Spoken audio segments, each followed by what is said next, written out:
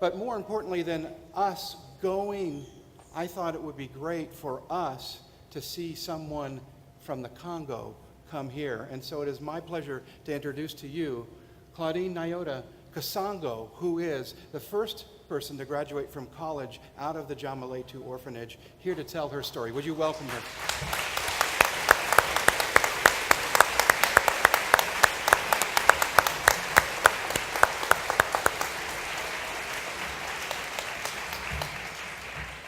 Thank you.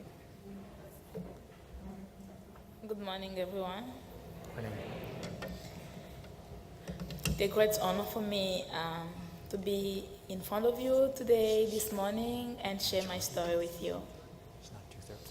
I'm so grateful to the Bishop and the Hope for Children of Africa Task Force for inviting me here and meet all of you and share my story. I feel so blessed. I'm so grateful to different families that hosted me during my staying here. I'm so grateful for all that you've done. And I'm so grateful for your work, your love, for the kids at Jamaletu. I'm so grateful for your love for us. An orphan. I lost my father when I was 9. And 2 years after that, my mom died. We used to live in another city, and because Congo is not stable, because of the war, we moved from that city to another city. And when we moved there, my mom died, and both my parents died.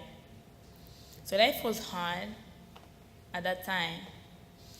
I was born in a family of 5 children, and I'm before the last born. After my parents' death, our firstborn, my brother, was 16, and our lastborn was 6. Life was hard at that time because my brother had to learn how to become like our parents, how to take care of us, which was not easy because we were living in a new city, we didn't have any relatives. All the people that we knew were in the city that we used to live before. And because of the war, we didn't know where they were because each one went in their own direction. So we were living in the new city without anyone, any person that we knew. And it's hard to live in a big city if you don't know anyone. So life was really hard. My brother has to go and ask people from door to door if they could let him do something for him to feed us and take care of us, which was not easy. Life was hard to find food. Life was hard to find personal needs. Life was hard to have like medical care and things like that. So everything was just difficult. We were living without any hope of survival because things were difficult. We were just waiting for a day where we could just die and join our parents. It was hard. Before my parents' death, we were members of the Methodist Church, and my mom was a leader of the UMW, and my siblings were singing in the church choirs. So one day, my sister heard about the orphanage, and he went to see the pastor and asked him if they could bring me at the orphanage. The pastor contacted Mama Francine Chisola, who is in charge of the orphanage, and then I went at the orphanage.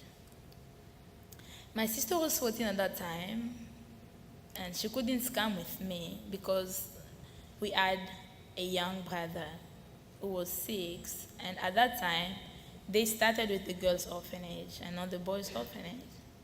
So my sister had to stay and take care of my brother because no one else could do it. Because of my brother, my sister couldn't come with me at the orphanage. So I went at the orphanage, I met people there, I met sisters, and we lived like in a family, in a big family, what we called sisters, young sisters and elder sisters.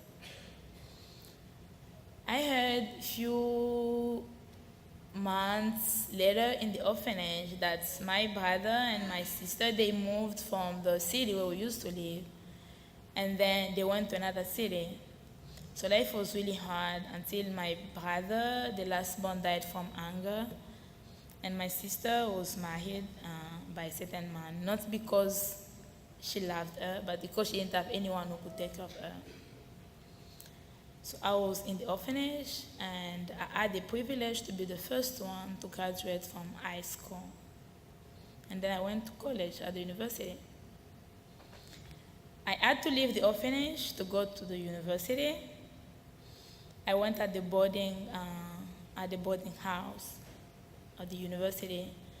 And that's what happened. When someone graduates from high school, they leave the orphanage, they open a bank account, and then they'll start sending money in the bank account, and you have to learn to live by yourself alone. Life was not really, it was a bit challenging my first year at the university, because I got to learn to know how to manage things, how to take care of money, how to spend money. Because they were giving me money, and I used to give the budget per quarter, tell them what I needed per quarter, and they were sending money. So the thing was, if you don't take good care of the money and you run out of money before the time given ends, then no one will give you money, so you'll starve. So I got to learn how to take good care of money, but it was not easy at the beginning because I didn't know that. It really helped me a lot to be responsible in life. It really helped me a lot to get to take what I need and not what I want. It helped me a lot to be who I am today. I had the blessing to be the first one to graduate from the university. I did public health and nutrition. So I'm a public health and nutritionist. It's really a blessing for me, and not only for me, but also for my brothers and my sisters in the orphanage. I come from the country where not a lot of years ago, women were not allowed to go to school. So it's really a blessing for me to be the first one, the first woman to graduate in the orphanage. It's really a blessing for me. And I'm so grateful for that, for your support and everything. English is not our language. English is my sixth language because I speak 5 languages. So that's why.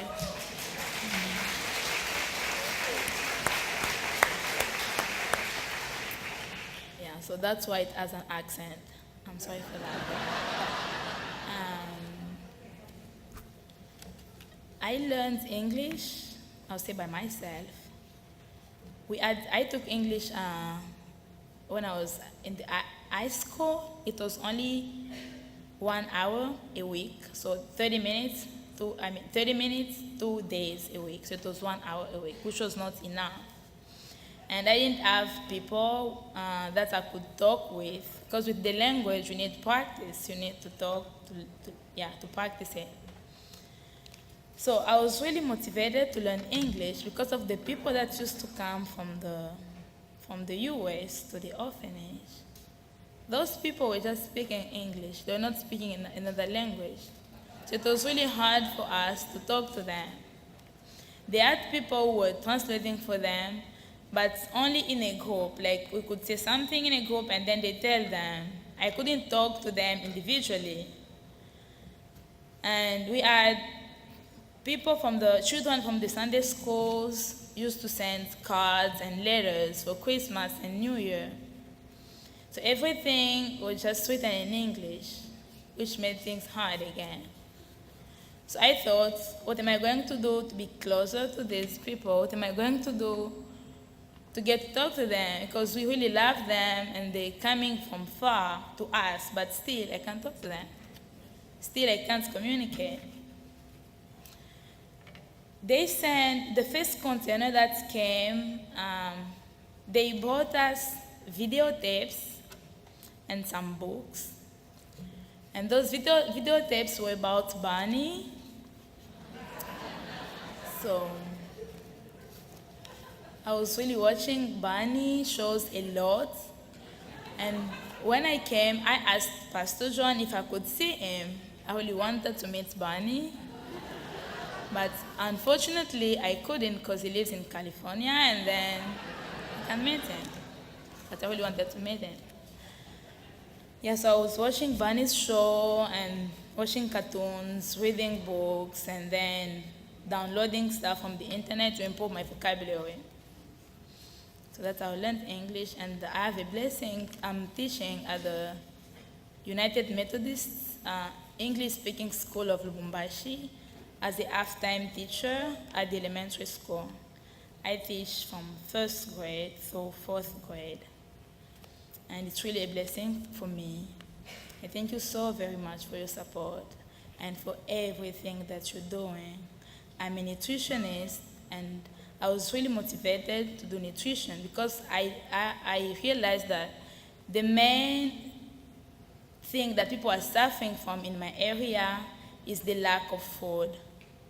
I did my training at the hospital for 1 year, and I noticed that the most vulnerable people are children. And I'm learning how to give solution to that problem.